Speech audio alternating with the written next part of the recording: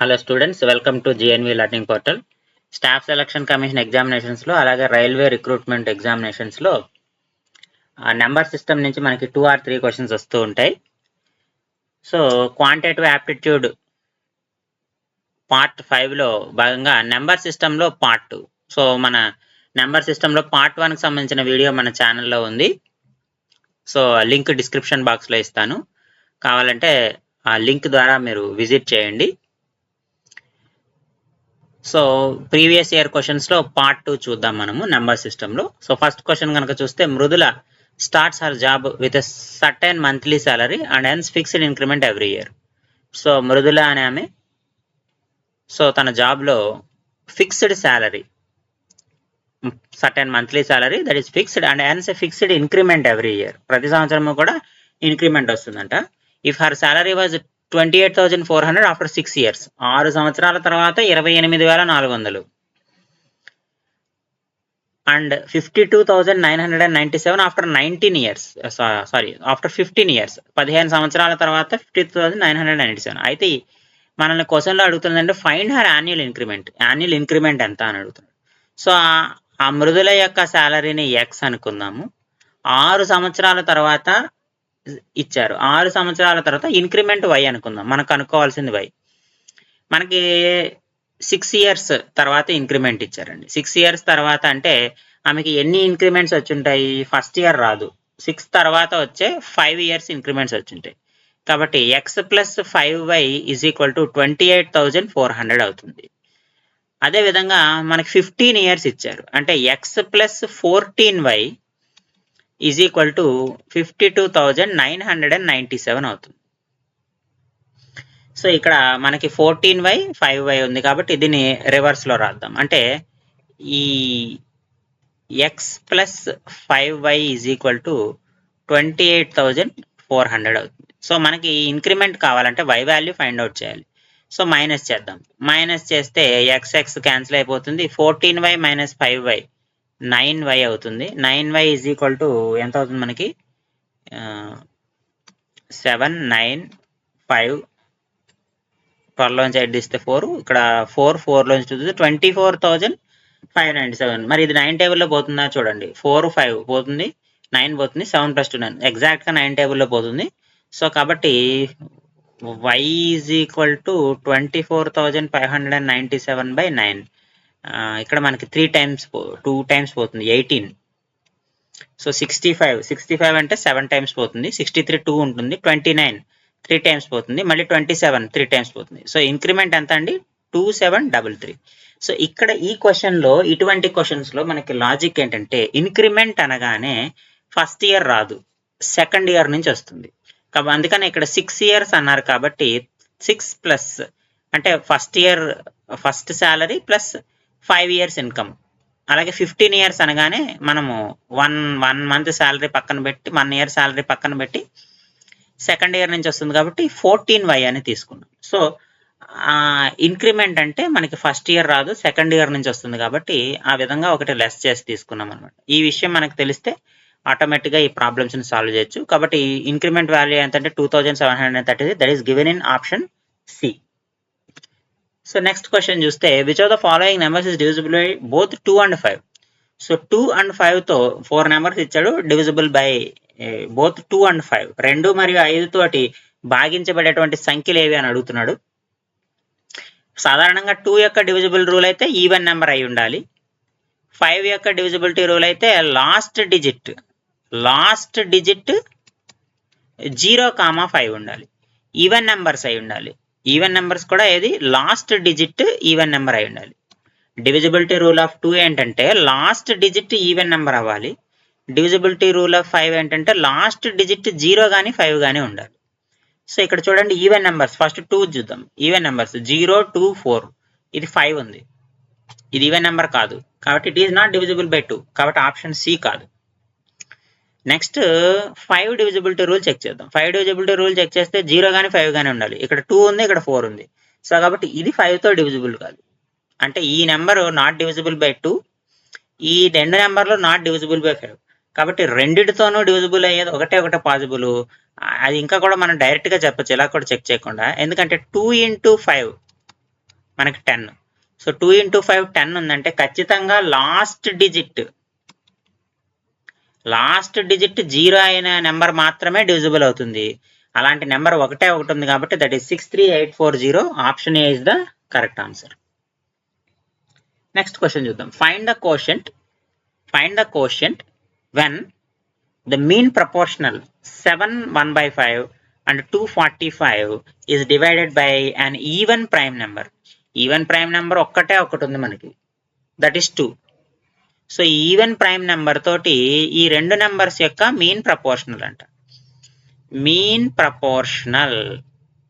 Proportional ఏ comma B నెంబర్లు ఉన్నాయనుకోండమ్మా, ఏ comma బిల యొక్క mean proportional ఎంత అంటే స్క్వేర్ రూట్ ఆఫ్ ఏబి. ఇప్పుడు ఇక్కడ ఏ ప్లేస్లో 7 1/5 ఉంది, బి ప్లేస్లో 245 ఉంది. సో ఆ రెండు రాయండి. Square root of 7 1/5 into 245. So తర్వాత దీన్ని 2తో మల్టిప్లై చేద్దాం మనం ఆన్సర్ వచ్చాక. 7 1/5 నేను రాసుకోవచ్చు, 7 5 35, 36/5 ఇంటూ 245 స్క్వేర్ రూట్. ఈ 245 5లో పోతుంది కదా, ఎన్నిసార్లు పోతుంది? 4, 45 అంటే 9. 36 into 49, 36 అంటే 6 స్క్వేర్, 49 అంటే 7 square. Root over 6 square into 7 square, that is equal to 6 into 7. So మనకి మీన్ ప్రపోర్షనల్ ఎంత వచ్చిందండి? 6 into 7. కానీ క్వశ్చన్లో ఏమడుగుతున్నాడు? కోషియంట్ కావాలి. When it is divisible by even prime number. అంటే 6/7ని మనము 2తో డివైడ్ చేసినప్పుడు ఎంత కోషియంట్ వస్తుంది?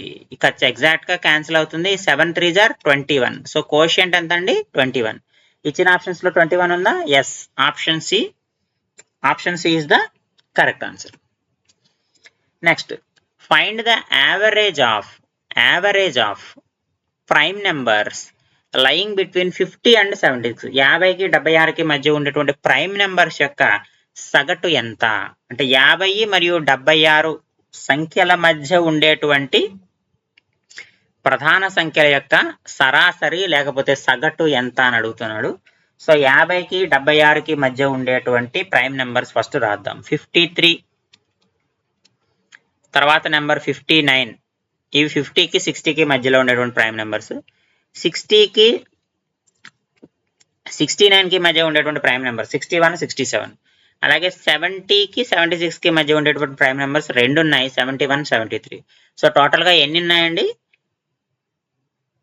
6 ప్రైమ్ నెంబర్స్ ఉన్నాయి. సో వీటికి మనకి యావరేజ్ కనుక్కోమన్నారు కాబట్టి మనం ఏం చేయాలి? వీటన్నిటిని యాడ్ చేసి బై 6 చేయాలి. బై 6 చేస్తే మనకు ఆన్సర్ వస్తుంది. సో ఇక్కడ చూడండి, 5 + 5 అంటే 50 + 50, ఇక్కడ 100, ఇక్కడ 120 అంటే 220 ప్లస్ ఇది ఎంత అవుతుంది? ఇదొక 140, 260, 360 వచ్చేసింది. 360 వచ్చింది కదా. 360 వచ్చిన తర్వాత నెక్స్ట్ ఇంకా రిమైనింగ్ ఏమున్నాయి? 9 + 3 12, 13 20 21 24. 360 + 24 దట్ మీన్స్ 384 సమ్ అయింది, డివైడెడ్ బై 6. ఇది 6 6 6 = 36, 24 6 4 = 24. సో ఆన్సర్ ఎంత అయిందండి? 64. ఆప్షన్ డి మనకి 64 ఇచ్చారు కాబట్టి సో 50 నుంచి 76 మధ్య ఉండేటువంటి ప్రైమ్ నెంబర్స్ యొక్క యావరేజ్ ఎంత అంటే 64 అనమాట. Next question. So last question in this video. Naman bought few apples for 720 rupees from a shop. So కొన్ని యాపిల్స్ కొన్నాడు. ఎన్ని యాపిల్స్ కొన్నాడు అంటే ఎక్స్ యాపిల్స్ కొన్నాడు అనుకుందాం. ఎన్ని రూపాయలకు కొన్నాడు? 720 రూపాయలకు కొన్నాడు. He negotiated the price and the shopkeeper reduced it by 2 rupees per apple. So ఒక్కొక్క యాపిల్ ధరని షాప్ కీపర్ ఏం చేశాడంటే 2 రూపాయలు తగ్గించాడు. ఇక్కడ ఎక్స్ యాపిల్స్ 720 రూపీస్ అంటే ఈచ్ యాపిల్ కాస్ట్ ఎంత అవుతుందండి? Each Apple cost is equal to 720/x, అంతే కదా. 10 యాపిల్స్ 720 రూపాయలు అంటే ఒక్కొక్క యాపిల్ 72 రూపాయలు అవుతుంది. సో ఇక్కడ ఎక్స్ యాపిల్ 720 అంటే ఒక్కొక్క యాపిల్ కాస్ట్ ఎంత అవుతుంది? 720/x అవుతుంది. సో అయితే ఈ నమన్ ఏం చేశాడు? షాప్ కీపర్ తోటి ఒక్కొక్క యాపిల్ ధరని 2 రూపీస్ తగ్గించాడంట. అంటే 720/x -2 చేశాడు. ఇలా -2 చేయడం వల్ల అతనికి ఏంటి లాభం? Due to this Naman could buy 4 more apples than what he had bought earlier. ముందు అతను ఎన్ని యాపిల్స్ కొన్నాడు? ఎక్స్ యాపిల్స్ కొన్నాడు. కానీ ఇలా బార్గెన్ చేయడం వల్ల అతను ఎక్స్ కంటే ఇంకొక 4 యాపిల్స్ ఎక్కువ కొన్నాడండి. సో అంటే మొత్తం ఎక్స్ ప్లస్ 4 యాపిల్స్ కొన్నాడు. ఈచ్ యాపిల్ కాస్ట్ ఎంత అండి? 720/x -2. కానీ టోటల్ అమౌంట్ అతనికి ఎంత పట్టింది? 720 పట్టింది. అంటే ఎక్స్ యాపిల్స్ కొన్నప్పుడు 720 రూపీసే పట్టింది. ఎక్స్ ప్లస్ 4 యాపిల్స్ కొన్నప్పుడు కూడా 720 రూపీసే అయింది. సో ఈ ఎక్స్ప్రెషన్ మనం సాల్వ్ చేస్తే ఎక్స్ వాల్యూ మనం ఈజీగా ఫైండ్ అవుట్ చేయొచ్చు. ఈ ఎక్స్ప్రెషన్ సాల్వ్ చేయడానికి మనం మల్టిప్లై చేస్తే 720 వస్తుంది. 720 plus 720 into 4/x minus 2x minus 8 is equal to 720 వస్తుంది. 720 క్యాన్సిల్ అయిపోతుంది. సో ఎక్స్ మనకు కామన్ తీస్తే 720 into 4 minus 2x² minus 8x is equal to 0 వస్తుంది. ఇందులో 2 కూడా కామన్ తీయచ్చు. So 720 into 2 minus x² minus 4x is equal to 0. So ఈ expression మనం పాజిటివ్ వేలో రాసుకుంటే x² minus x² plus 4x minus 720 into 2 is equal to 0 అండి. ఇది ఇలాగా రాద్దాము. 722 into 2ని నేను ఇలా రాస్తాను. 360 into 2 అని రాసుకుంటాను.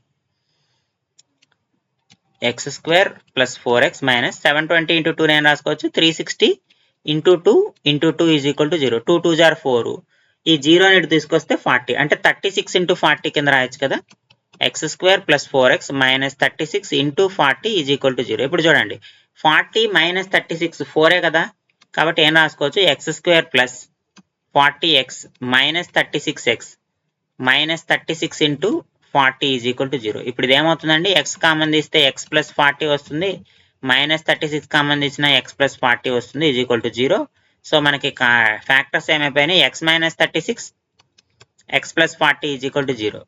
సో మనకి ఫైనల్గా రెండు ఆప్షన్స్ వచ్చినాయి. ఏంటవి? x is equal to 36, x is equal to -40. So మనకి రూపీస్లో మైనస్ నెగిటివ్ నెంబర్స్ తీసుకోం కాబట్టి x is equal to ఎంత అండి? 36. కాబట్టి option C is the correct answer. So ఇవి ఈ నెంబర్ సిస్టమ్స్ సంబంధించిన పార్ట్ 2లో సంబంధించిన 5 డిఫరెంట్ మోడల్స్ మనం సాల్వ్ చేయడం జరిగింది.